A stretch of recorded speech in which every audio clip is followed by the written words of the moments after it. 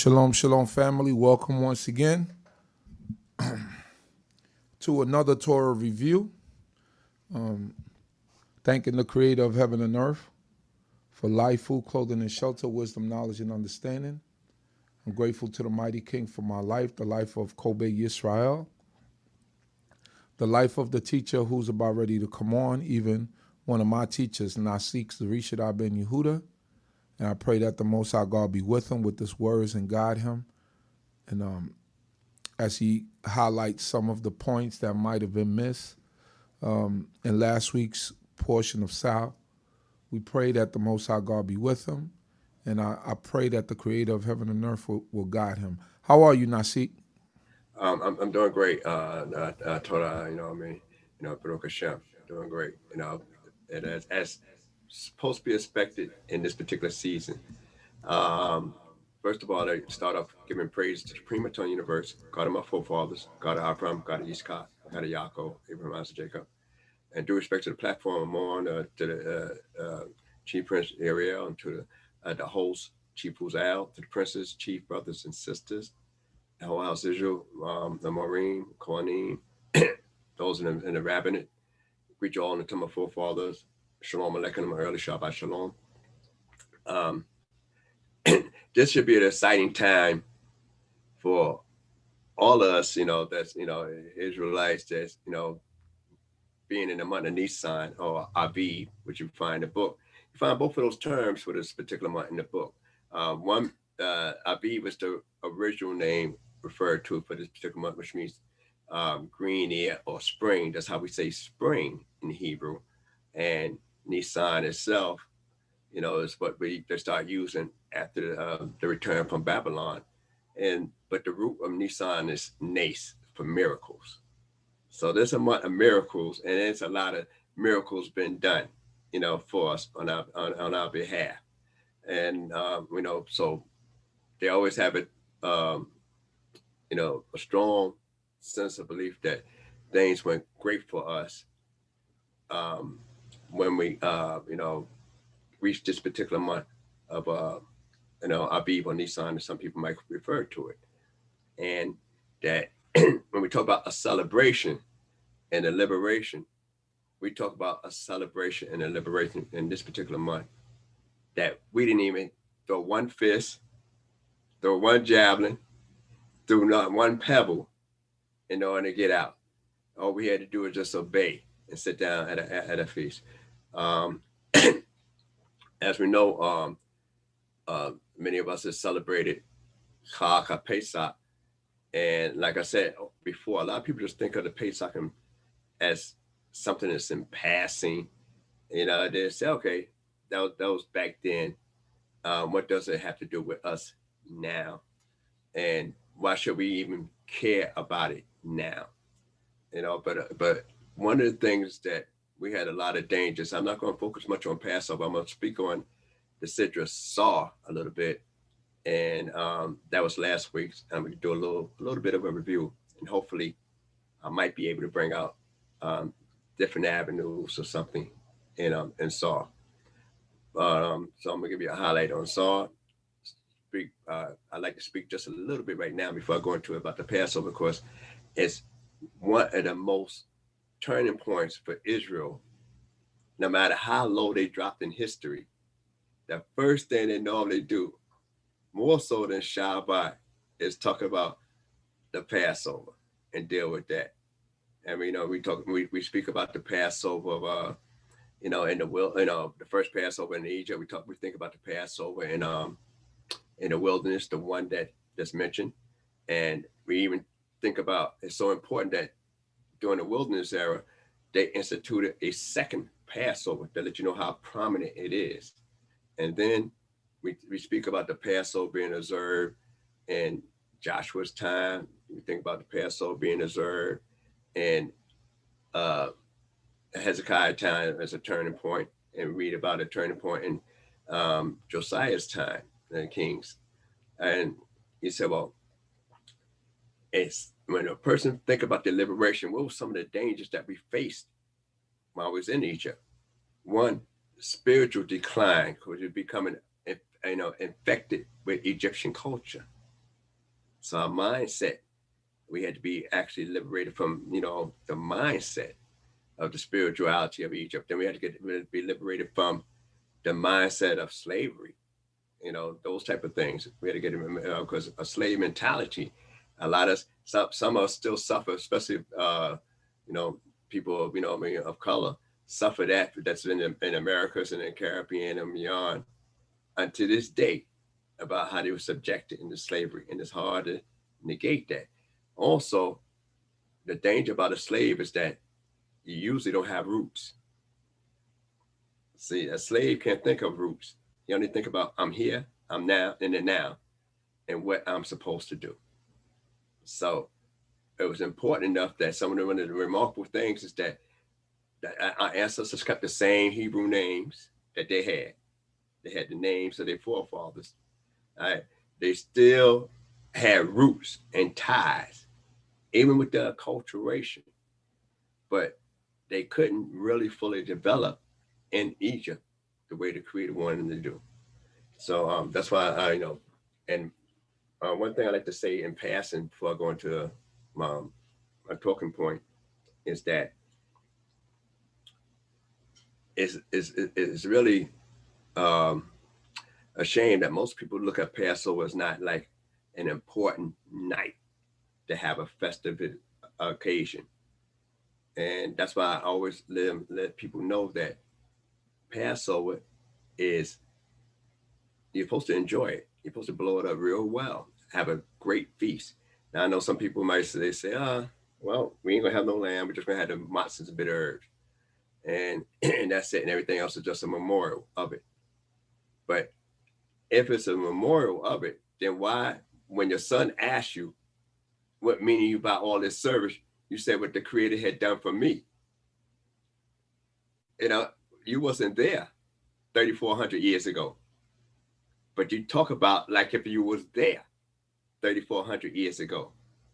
So if you talk about like if you was there when the question is asked by your child, what mean this service, then that means right then and there that you're supposed to identify with the event as if you were there constantly and not just a historical passing of history.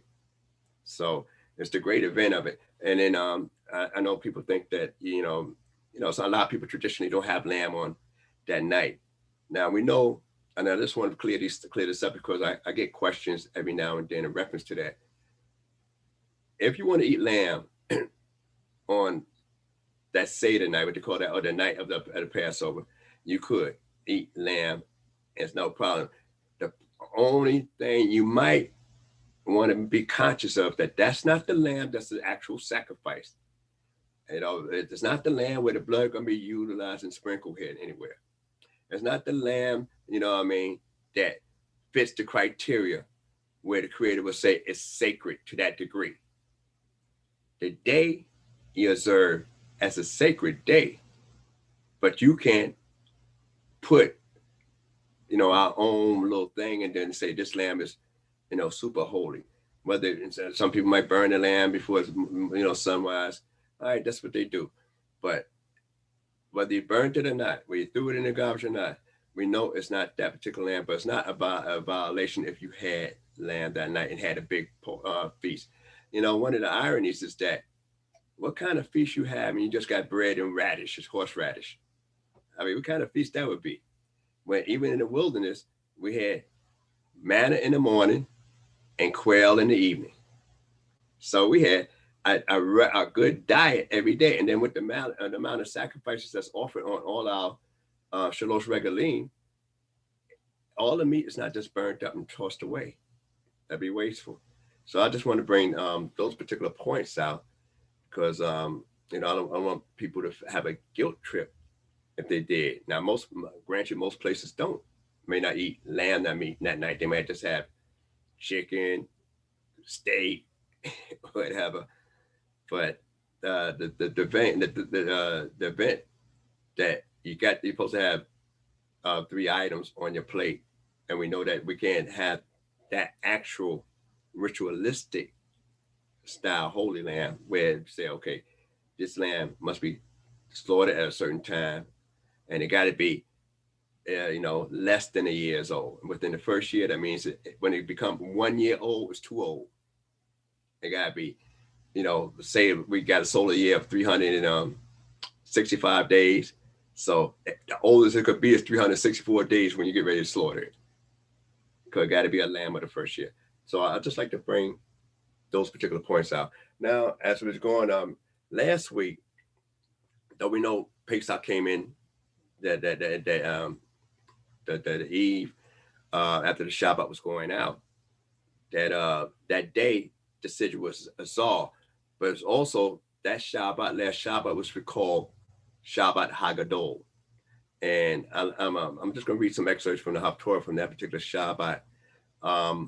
Most Haftorahs have something to do with the actual Sidra that I'm getting ready to read or talk about. But most this particular Haftorah for Shabbat Hagadol don't necessarily have to coincide with any Sidra.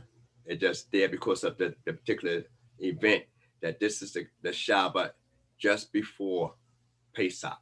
So the very Shabbat just before Pesach, they refer to it as Shabbat Hagadol. So first of all, I'd like to say, Adonai Septaji Takufiyagi Tilateaka, Allah Omda my lips, my mouth should declare the praise. All right, I'm gonna go and just highlight.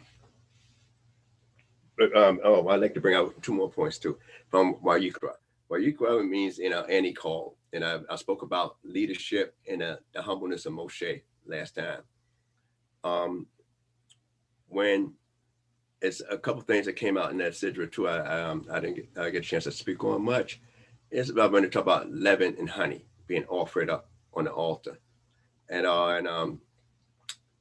honey itself. Like most brothers know, that it never spoils. You can taste 1,000-year-old honey, and it's just as good and just as sweet as the one you get today. But when they talk about leavening, now you got 2 opposing things: something that represents spoilage and decay, and something and sour, and something that represents sweet. And neither one of those extremes goes up on the altar. Though in other societies it does, but neither one of those extremes go on the altar of the Creator. We mentioned about 5 different type of offerings last time I spoke in Wayikra, and here they continue to speak more on offerings, and then they speak more on the priests being consecrated and ordained. So I'm just going to highlight this particular portion. It's called Tsaw, and it comes from Leviticus, the 6th chapter, 1st verse to the 8th chapter, 36th verse. One of the things that's a continuation of the preceding Torah portion, enlarging on the descriptions of the offerings, because it goes in more details of the offerings itself, and the ordination of Aaron and his sons as priests, and dedication, of the first sanctuary. So we get that particular Leviticus. So you want me to go now? Not yet. And then we have terms like Misharo. Misharo is like watches and stuff like that. So we know that later on they had like 24 watches, but in other words, but Aaron and them in their consecration, they're supposed to be 7 days at the tent of the tabernacle that's been erected, 7 days. And that means 7 days, 7 nights. So day and night, they've got to be there 7 days. Now I like to explain this. Some people get the concept that they don't move. They don't go ahead and take care of their bodily functions. They don't eat and anything like that. And that's 7 days. They wasn't on that same level as Moshe was when he was on the mountain in the presence of the Creator. When you look at the offerings, and that's why it's good to study the offerings and stuff in this particular chapter, is that we find more that in this particular thing that when you offer up at certain times of day. And the fire, the last offering that's offered up in the evening part, that one's supposed to burn on an altar all night. So they got the only purpose was to make sure the fire go not out at night, but the sacrifice is already overseen by the priest. So, and this is part of the ordination. So a part of the ordination don't mean that they just sit there in the tabernacle and don't move. You know, don't get a drink outside. Everything's been brought to them. Don't have no bodily needs to deal with. So I like to bring that out as well. So when I talk about chronological order, a lot of times in the Torah, things don't be in a exact chronological order, but it's the details of the events that's most important.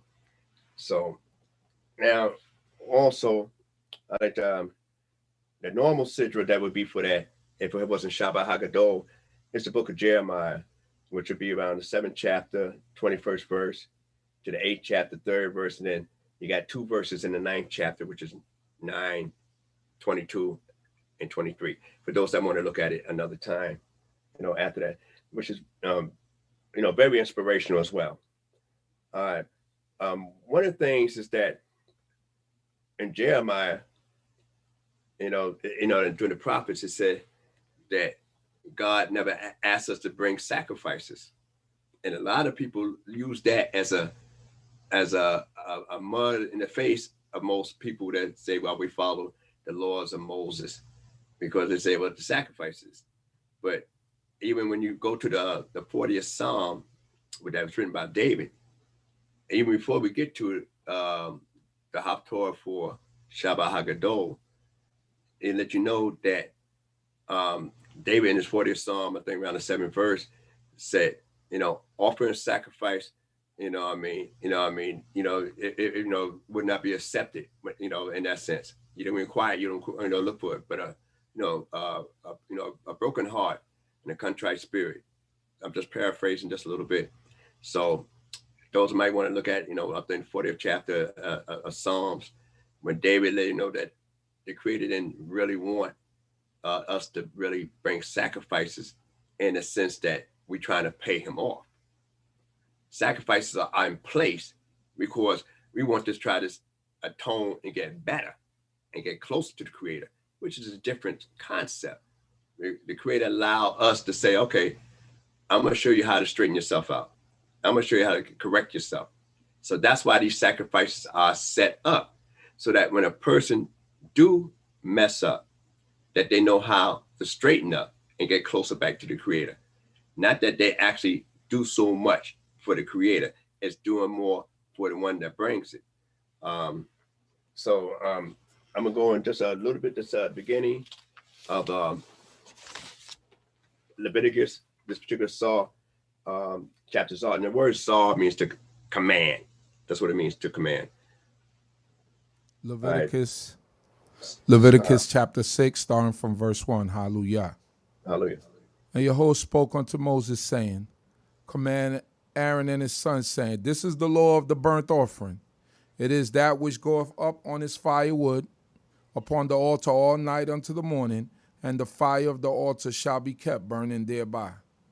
And the priest shall put on his linen garment, and his linen breeches shall he put upon his flesh, and he shall take up the ashes whereto the fire have consumed the burnt offering on the altar, and he shall put them beside the altar. And he shall put off his garments and put on other garments, and carry forth the ashes without the camp unto a clean place. And that's something I said, other garments unto a clean place. Now, we read earlier about the priest's garments. 2 major sets of garments. One, the all white linen garment. The other one is what we say, the fancy, really classy, royal splendor garment. To take out ashes, normally ashes, mess up people's clothes. Mm-hmm. But yet, he's told to take that out with linen garment, plain garment. And then after that, after you take it off the altar, you're supposed to take it to a clean place, but you got to change again to other clothes while he's officiating at this particular time. So it teaches you, one, appearance means everything when you come before the Creator. That's what it teaches you. That here it is, the worst job, he dressed the most humble. And then he still puts on the bling after that to finish out that same job. So when people say, well, it ain't the clothes as the man, I got to go back to say the clothes make the man in this place before the creator. And he set the standard. And one of the things I like to just focus on just a little bit, before I forget, that when I mentioned about several offerings before, and we always talk about the burnt offering, which is supposed to be for sins of thought, and then the sin offering supposed to be actual deeds that you mess up in. When we look at that, the first offering that's offered in the book is called a Mincha offering. And that was offered by Cain and Abel. One offered produce of the ground, and the other one offered, of the cattle. Now, the reason I'm bringing this out is because it's not really clear what is a Mincha offering. Because now you got two big diversities. You got animal being offered up by Abel, and you got produce of the ground offered up by Abel. And, just something to consider, that when we look at the details of what a Mincha offering is, and when we get into the part where you talk about the Shalom, which is the peace offerings, it's broken down in 3 different areas. You got the, you got the peace offering, and you got the Thanksgiving offering, and then it's used in a sense, the asham, they have a sham like a guilt offering, in a sense. So and what else is unique in the because I'm not going to belabor a lot of people in the sacrifices pretty much, because it's hard for most people to consider. But and the only kind of fowls that's offered up on the altar is turtle doves or 2 pigeons.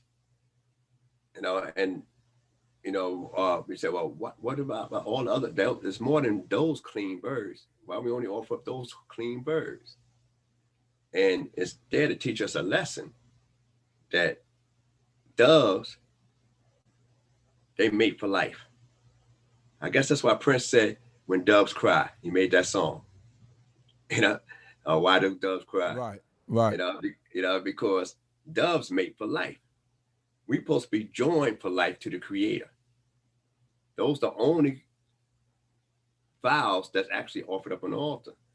And when we offer up, it's offered up, there's only certain domestic beasts that's mentioned. We know there's a whole lot of other kosher beasts that's mentioned, but not to be offered up. We only get it from the cattle, like cows, beef, oxen, stuff like that, or from the, or the flock, which is like sheep or goat. That's it. Either from the sheep or from the goat, or from the behemoth, which is the cattle, the herd. So you're talking about, the bulls, cows, and or the ox. That's it. Something that you really domesticate and work with and own, and they depend on you for their food. So so those are the only things that go up on the altar for us. And just to go just a little bit further, we're gonna skip down just a little bit, Chief. All right. What verse? We're gonna skip just a little bit over here. We're gonna go on into the 7th chapter. 7th chapter. 7:21 and 20. 7:21. When Leviticus chapter 7 verse 21. It reads 22. On this. Sorry, 22. 22. Sorry. It reads on this wise. And Yehudah spoke unto Moses, saying, Speak unto the children of Israel, saying, He shall eat no fat of ox or sheep or goat, and the fat of that which dieth of itself, and the fat of that which is torn of beasts, may be used for any other service, but ye shall in no wise eat of it. For whosoever eateth the fat of the beast, of which man present an offering made by fire unto Yehudah, even the soul that eateth it shall be cut off from his people. Okay, hold right there. All right. I just like to bring that out now. All right. Because most of us from the States, I don't know too much about the Caribbean, but most of us from the States, when you especially if you're in my age bracket, salt pork, man, was the main thing. If you couldn't afford no bacon, you know what I mean? So that's a lot They of did fat. the same thing in the Caribbean. Yes. So I remember and that salt pork when I was a little kid, it's 10 cents a pound, and they considered that high back then when I was a little kid. 10 cents a pound, and it's just fat and skin. And then people buy what they call skins today, but that's pork. Pork rinds is sometimes they might refer to it, but fat, people used to love to eat a lot of fat, and you wonder why they have all these heart problems and stuff like that. But they used to love to eat that fat. Now, it's two types of fat that's mentioned. Two words for fat in Hebrew. That's mainly used. One is chalev, which is almost like it's spelled with a chet and a lamed, in a V. All right, and then you have shemen. Now, shemen is a fat that melts like an oil. So that's the difference. So the fats that people talk about, some people worry about trimming meat from certain areas. The Creator defined in the scripture what fat he's talking about when it comes to the sacrifice that goes on the altar. Now, some people say, well, I like to trim my meat extra lean. Those that eat basa and stuff like that, trim it extra mean around here, extra lean around there. It's talking about the fats that's located in those particular areas. That's in the scripture. When we look at when we study the sacrifice and say what goes on the altar, that is the fat it's talking about. Other fat is referred to as shemen, and that's also another term for oil as well. So that's and to show you that the other fat could be used, because sometimes you can make candles out of fat. And so most people take the fat of animals, especially in the South, and make candles out of it, homemade candles that burns.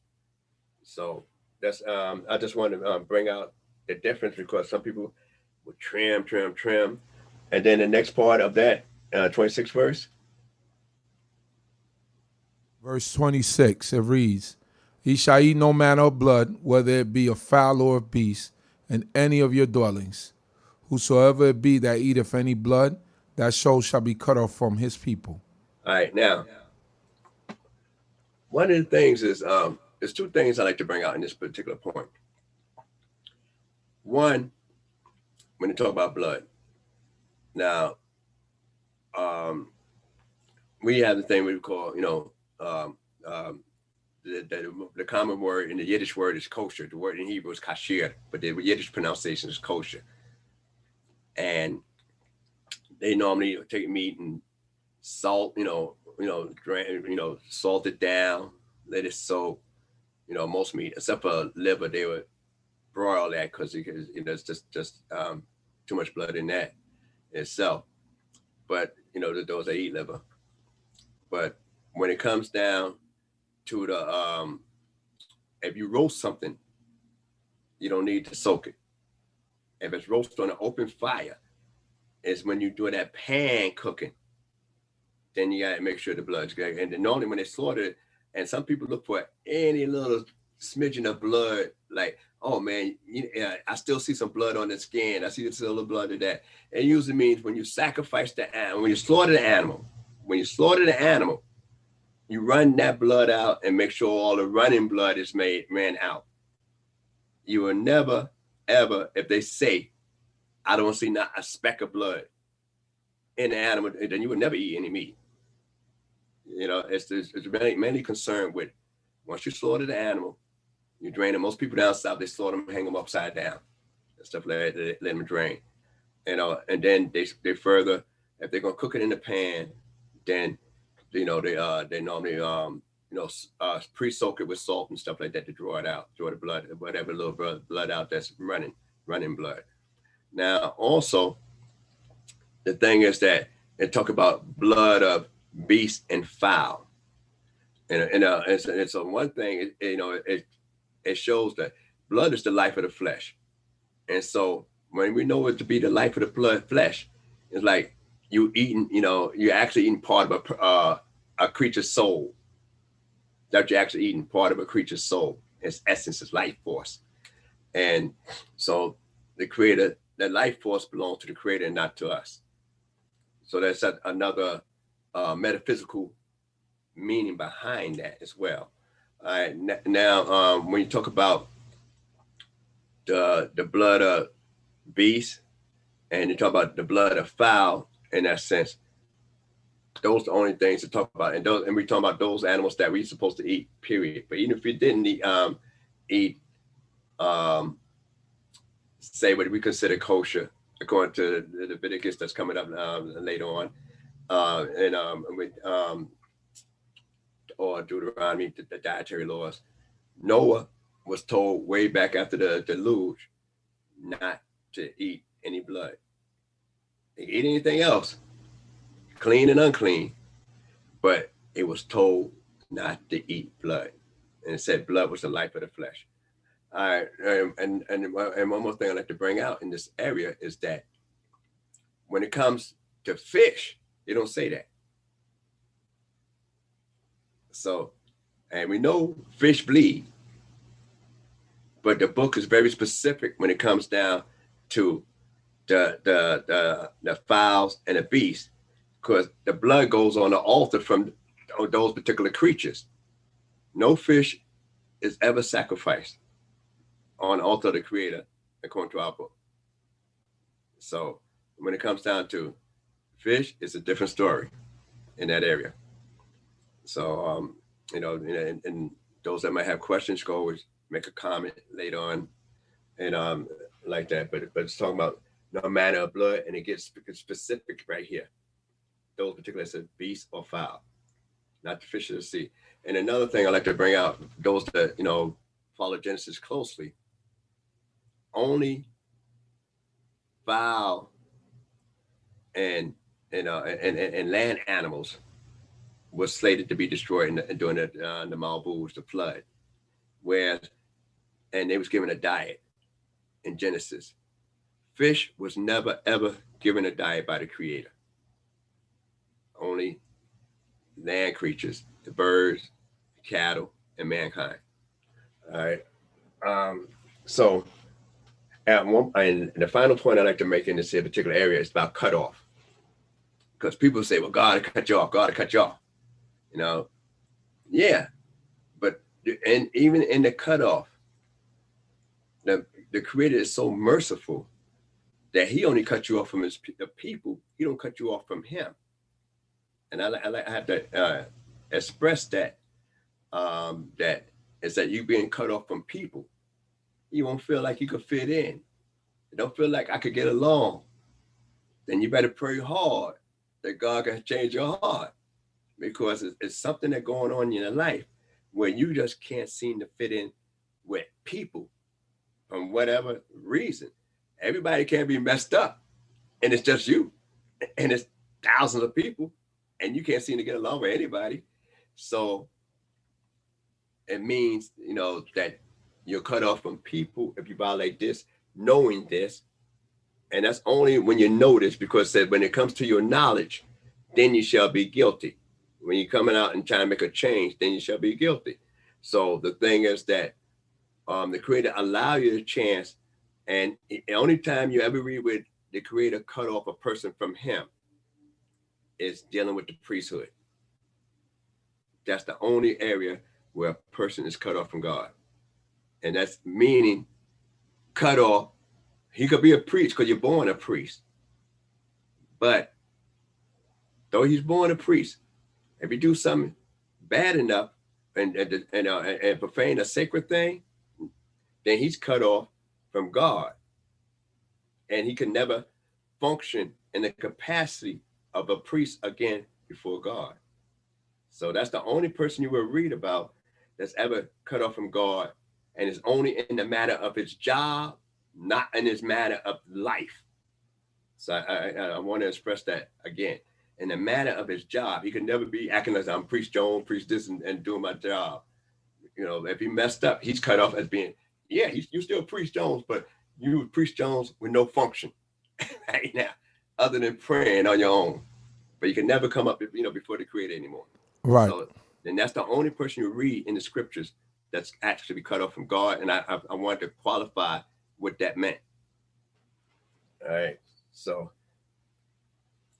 we're going to skip on down just a little bit into the, let me see. I want to skip on down to 8th chapter. Just a little bit on that. And we're going to deal with the 22nd, 22nd verse. And then we'll read on down. Leviticus chapter 8, verse 22. It reads, "And the other ram was presented, the ram of consecration, and Aaron and his sons laid their hands upon the head of the ram. Okay.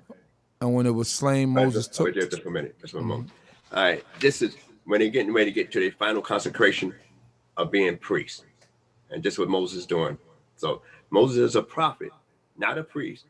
But when you're a prophet of the Creator, you endowed with authority from the Creator that nobody can deny but the Creator.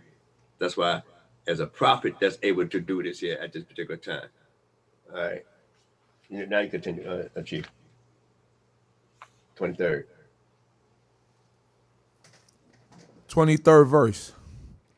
"And when it was slain, Moses took of the blood thereof and put it upon the tip of Aaron's right ear, and upon the thumb of his right hand, and upon the great toe of his right foot.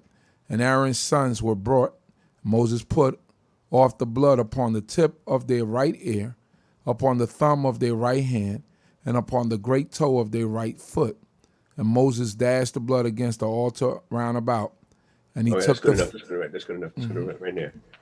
Now, this part of his ritual of being ordained, you know, the priest Aharon, all right, and his sons, the first priest being ordained. Now, one of the things about the ordination, you say, well, why the tip of the right ear, which is like, you know, the lower part, you know, why the right thumb and why the big toe? So a lot of people always come up with different, you know, because the Torah doesn't explain it, and you know, why the Creator chose that spot, why he chose the ear, why he chose the right thumb and the right side of that, and the right toe, and everything on the right side like he's half a man, you know, nothing on the left at all. And some of the comments is that we represent 3 different levels and worlds, you know, and you know, the ear close to the brain itself will represent like the heavenly angelic world, where they're creatures of thought. That's it, just the thinking beings, wakeful beings, you know, and sometimes we call them watchful beings. I mean, you're constantly, you know, seeing and thinking. All right, and mankind has that ability, not only that, to hear the words from the Creator, you know, and listen, because the boss is Shema. And also, it's different from the guy being born to becoming a servant that we read earlier. And now you said the thumb, right? It represents another world, all right, of mankind, you know, and it represents the celestial force, you know, between, you know, heaven and earth, where the sun, the moon, and the stars always in their orbits in this circuit continually. So now the thumb is opposite the heart. The heart is the most unselfish organ of the body. And if it take a break, you out of here. So it's constantly moving, constantly working, and your heart should be always steady for the Creator. Then you have your great toe, your feet, the lower realm. You know, and the thing about the lower realm is that, you know, it's how you walk in life. Do you walk an upright life? Do you walk a life of rectitude? You know, are you honest? We used to refer to Israel as Yeshua, which means upright, straight, and we say sometimes an honest person as well, but it means upright. So the priest is supposed to always be upright.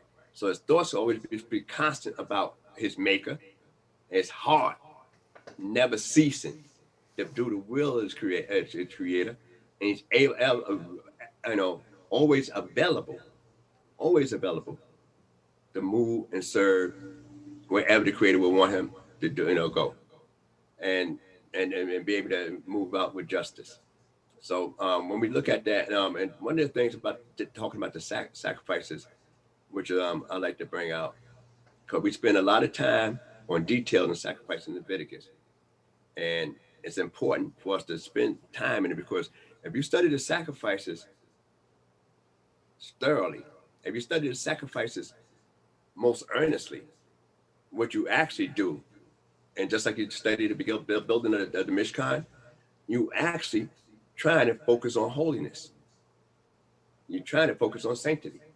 You're trying to focus on, if I slip up, do I know my way back? That's what you're focusing on when you study these particular chapters here. The sacrifices, one of the things about the sacrifices that we mentioned in the book of Leviticus is that we take every element and within our reach and give it a portion of holiness. One, let's deal with the one we don't think about the most. The brazen altar, the copper altar. At this time when it first made up, at the dedication of the tabernacle, it only got copper going halfway around the wood.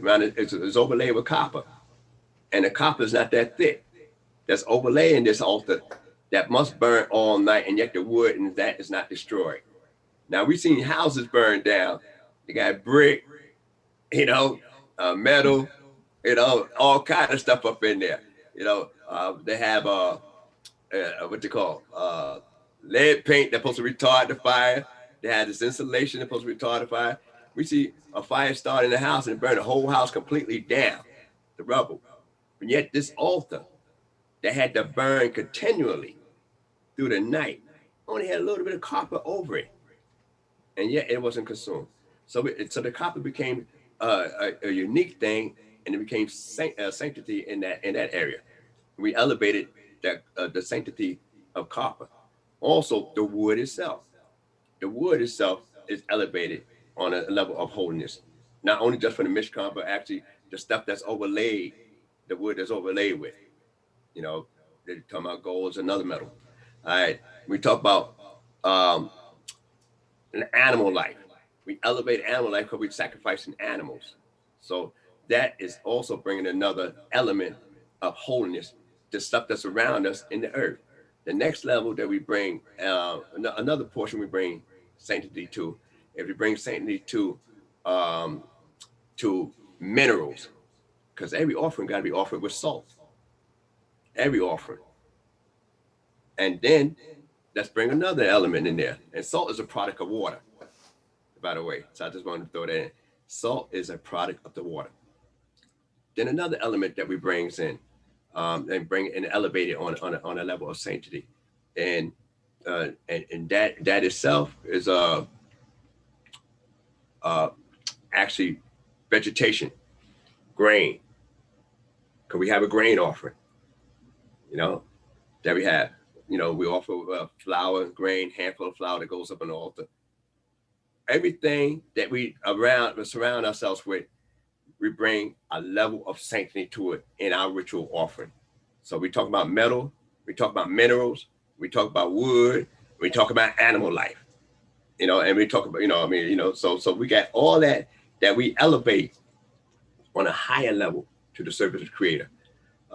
So I just wanted to talk about the Shabbat Hagadol and the Sidra in reference to the Shabbat Hagadol, which is the book of Malachi. I'm just going to go through that right quick. That was the Sidra for last week. The book of Malachi, you said, right? Yes. Malachi 3. We'll start 3-4. If you got it. Malachi chapter 3, verse 4. And it goes to 4:24. And like I said, that Shabbat Hagadol, that's actually the Haftorah that comes without being any correlation with normally the Sidra. But it has a lot of good points in it. All right, so the book of Malachi chapter 3, starting from verse 4 reads, Then shall the offering of Judah and Jerusalem be pleasant unto Yehovah, as in the days of old, as in the ancient years. Okay, all right there. That's a prayer we normally say, you know. That's a prayer we normally say. And we like, the offerings to be pleasant, to the Creator. But but the thing is that the best we could do is bring words now. That's why I say, go over the 40th, Psalm and read what David said about sacrifices. But the thing is that offerings itself, we want it to be pleasing. Why we want it to be pleasing to the Creator? Because we want to be accepted and show that we want to make a change in our life. And they refer to it that it's not a burden. But the thing is that, we look at it as part of our healing process. All right, continue. Verse 5, And I will come near to you to judgment, and I'll be a swift witness against the sorcerers, and against the adulterers, and against false swearers, and against those that oppress the hireling in his wages, the widow and the fatherless, and that turn aside the stranger from his right, and fear not me, saith Yehovah of hosts. Okay. And now I like to just bring up one important thing, and the last thing I like to focus on, just the stranger, because everybody tend to be very sympathetic about a widow sometimes. We tend to be sympathetic about the orphan and stuff like that. But a stranger is not too easily accepted in almost any society. We just coming through Passover. For some of us, it's still during the season of CHOKMAH, the Feast of Unleavened Bread. So since we're doing the season of Feast of Unleavened Bread, one of the strangest things is that it says we should not hate an Egyptian because we was a stranger in this land. And never said, well, I got reason to hate him because he slaved us. He beat us down. Work us till we can, until we can't, till we will and we won't. So, but the Creator didn't want us to focus on that. And the command was, thou shalt not hate the Egyptian because you was a stranger in his land. Right. So, and and it said, the heart of a stranger. So you try to get there where you can fit in.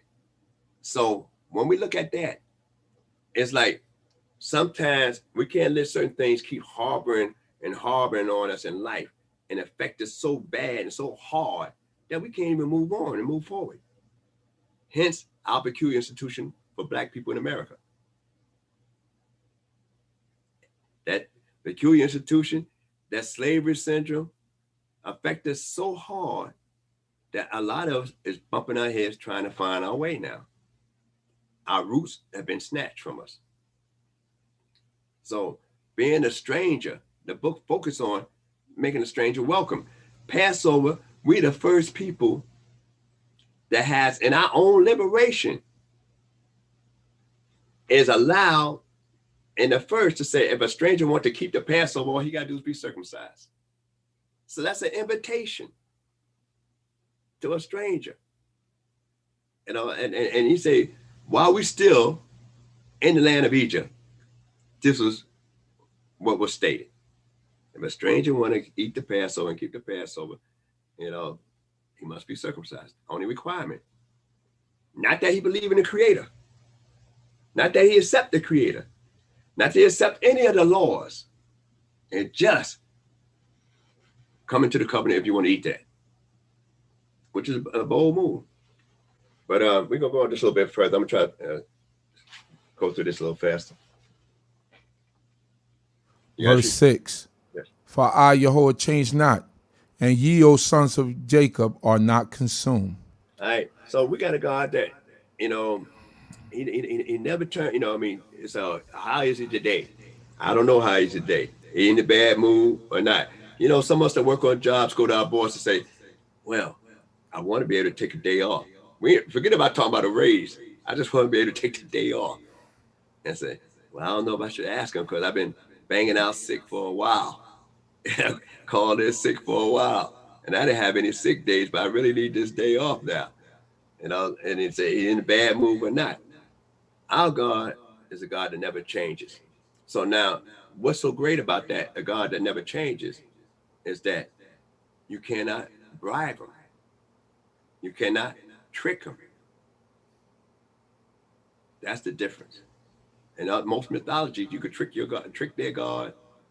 They could go ahead and bribe their God.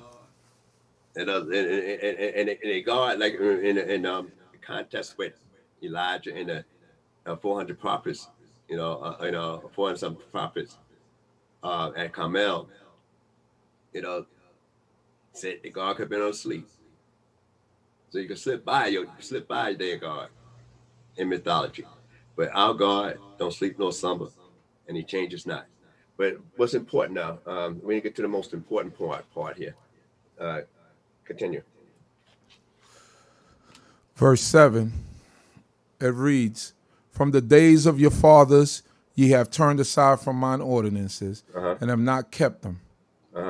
Return unto me, and I will return unto you, saith Yehovah of hosts. Okay. But ye say, wherein shall we return? Will a man rob God? Yet ye rob me. But ye say, wherein have we robbed thee? In tithes and in heave offerings. Okay, hold it. We got to really appreciate this. What ideology that you know exists that will have a God that allow you to be put him on trial? Allow you to question him. So in societies, you couldn't question a king. In certain military areas, you couldn't question your superior. And yet, we ask the Creator, where have we robbed? And that's really profound, because what the Creator don't need our sacrifices. So what we robbing the Creator of the relationship between us and him. So that's what the actual is. And not just that, it's the relationship. They're becoming strange. They're becoming separate, coming further. But let's continue a little bit more. Verse 9. Ye are cursed with the curse, yet ye rob me, even this whole nation. Bring ye the whole tithe into the storehouse, that there may be food in my house. And try me now herewith, saith Yehovah of hosts, if I will not open you the windows of heaven and pour you out a blessing, that there shall be more than sufficiency. Okay. All right. Before we get to the 11th verse. All right. Now, we're not supposed to tempt God at all. But yet the Creator says right now, this is the only thing we could test the Creator in. This is the only thing. Nothing else. I can't jump off the building and say, well, I've been keeping all your commandments, man, for 5 days already now. So I'm gonna jump off the building, about 7 floors up. And I don't expect to die. I'm supposed to land on my feet softly. Because I really believe in you. That is not what we're supposed to test them in. But we're supposed to test them in giving what is his. It is written that the gold is mine, the silver is mine, and I will give it to who I desire to give it to. So that's what it is. So but it's no other place, where we are told to test the Creator. The Creator tests us, but the Creator allows us to test him in this area here. And it's the only place in Scripture. Continue. 11. And I will rebuke the devourer for your good, and he shall not destroy the fruits of your land. Neither shall your vine cast its fruit before the time in the field, saith Yehovah of hosts.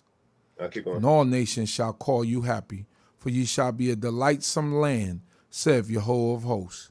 All right, all nations, everybody don't like you. But they recognize that you're doing good. They're recognizing that you know what I mean, you are happy with your portion because you're doing well. And they could see that. So they said, them some happy people there because they're doing well. But we're doing well when we do the Creator's will. Just a little bit more. Verse 13. Your words have been all too strong against me, saith Jehovah. Yet ye say, wherein have we spoken against thee? Ye have said, it is vain to serve God. And what profit is it that we have kept his charge, and that we have walked mournfully because of Jehovah of hosts? And that's something. And when the Creator become a burden on us. That's deep. You know what I mean? We say the Creator is actually a burden for us. Serving God, man, you got too many laws, too many rules. I don't want to go along with these rules. But you know, when people say, in most cases, there's too many rules, none of them want to live in a society with no rules. So you say, you know, so you got to have something. So you got a society of cutthroats. And say, oh man, somebody got to stop cutting throats. You know, a society of thieves, a band of thieves. We always hear that expression. The band of thieves don't want nobody stealing from them, but they're a band. So, but they hate that. So when you don't have lawlessness, you have chaos. And so, but we gonna go and say it was vain. You know, it's too much, too hard. Keep on going. No profit. Verse 15. And now we call the proud happy. Yea, they that work wickedness are built up. Yea, they that try God and are delivered. Then they that fear Yahweh spoke one with another, and Yahweh hearkened and heard, and a book of remembrance was written before him for them that feared Yahweh, and that thought upon his name. Okay, so a book of remembrance. All right. Did it say that we offer up a sacrifice now? We just thought of it. Right. And the Creator don't need to forget. He don't have dementia. He don't have Alzheimer.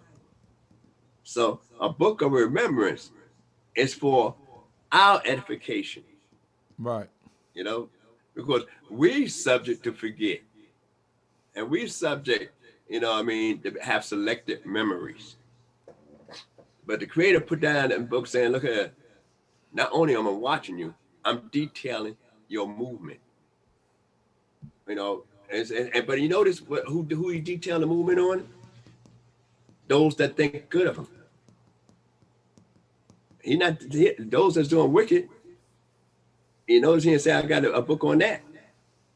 He might have, but it ain't saying that. It said those that think on him, considering the Creator.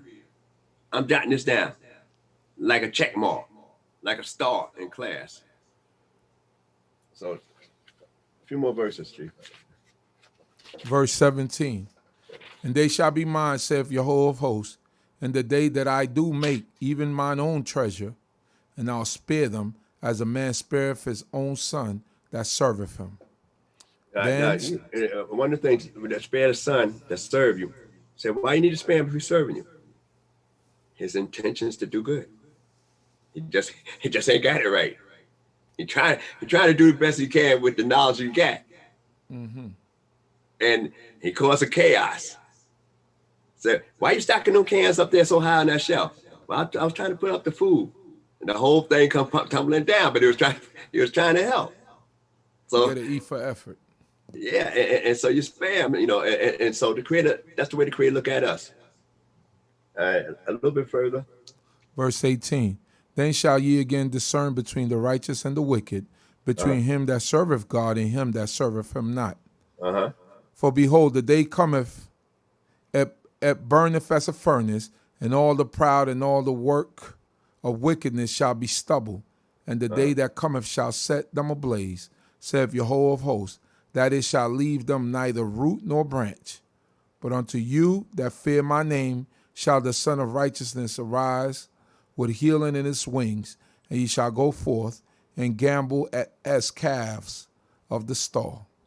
Okay. Now I like to make sure when you said the Son of Righteousness, I like to say that's the S-U-N, not the S-O-N. I just want to make that clear, just in case I'm having Chief read kind of fast and get through this.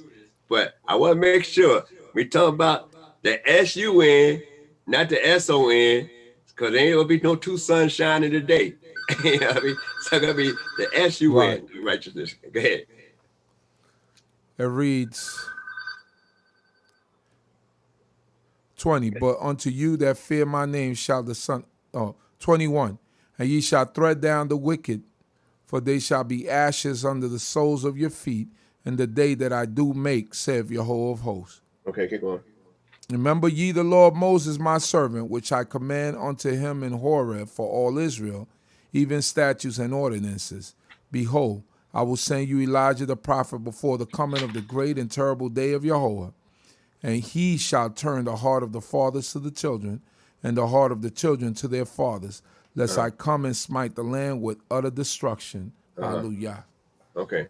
And then the last thing said, behold, I will send Elijah the prophet, to say that again and reiterate it. Now, one of the things I like to bring out is that it says the Torah Moshe, the Torah of Moses, the instructions of Moses, and why he went up to get it for us. He the one who was teaching us this. He got it word mouth to mouth. So he didn't have to worry about what did that word mean. He was being taught by the teacher of teachers, the one that created everything. So, and then the last thing I like to focus on when you talk about you're going to send the prophet Elijah, one of the prophets that was translated, never reported in scriptures to ever pass on and die, was Elijah. And he's right here. He's prophesied to come back. Now, when we look at the prophet Elijah in this sense, said to turn the hearts of the fathers to the children. Sometimes they say, okay, make us reconsider our wrong on both ends. Because if we got to turn the hearts of the father to the children and the children hearts to the father, that means that both sides, the father's thinking one way that's not correct, and the child is thinking another way that's not correct. So it's repentance on both ends. The father got to go through a repentance cycle, and the child got to go through a repentance cycle, because it's not just hostility in the family matters, but most times in this society here, you got children that could divorce their parents and all that kind of stuff in this society here, or the child can't make a decision, but he could go ahead on and dial 911 and get you locked up, all that kind of stuff. But he's too young to make a decision, but he can make a decision that you're not treating him right. So, it's like a lot of soul searching, and that's what Elijah supposed to come back as. And you notice that name. That's why in Islam itself, you notice why Muhammad chose that name Elijah, and also the other the guy of the Nation of Islam, his name was actually Elijah from the beginning, but it was a selling thing about a prophet coming back, a prophet coming back, a prophet coming back. And those that's, in Christianity, we're waiting on the second coming, somebody coming back. So, but the difference here, the only difference I'm making here is that the job specification of Elijah is already described in the scriptures. And that's all he's supposed to do. Not with that, we're supposed to follow him. He's supposed to do his job. And then the creator was finally send, the one he wanted to be on that throne. So I hope you got some out of what I said. I know I jumped around a little bit, and I try to be as brief as possible. But like I say, any mistakes been my own, and any thing I might have slurred over or went too fast on, or maybe didn't express too well, just leave a comment, and then I'll try my best to rectify it, the best I can. And with that, I greet everybody else with a early Shabbat Shalom, and a final Chag Sameach, enjoy your festivity of the unleavened bread. One thing I like to bring out too, I was talking with a friend before I go, is that matzah, the first time the word is ever used, matzah, is when Lot entertained the angels at Sodom. That's the first time you find that word matzah mentioned in the scriptures, when the angels came to Lot. So we just think about it with the Exodus. But what is interesting is that Moses, in his 40 years later, called it lechem oni, the bread of affliction. He said, well, wow, 40 years ago, you didn't say it was the bread of affliction. Now, in Deuteronomy, he referred to it as the bread of affliction. And I just leave that for people to ponder and think about as we go through the final days of CHOKMAH, because we should be celebrating. And you say, well, if we celebrating, why would Moses refer to that on his exiting years? So with that, I say, once again, Shalom Aleichem, Shabbat Shalom. Shalom Aleichem, early Shabbat Shalom to you, Nasik. Okay. Shalom, shalom. Shalom.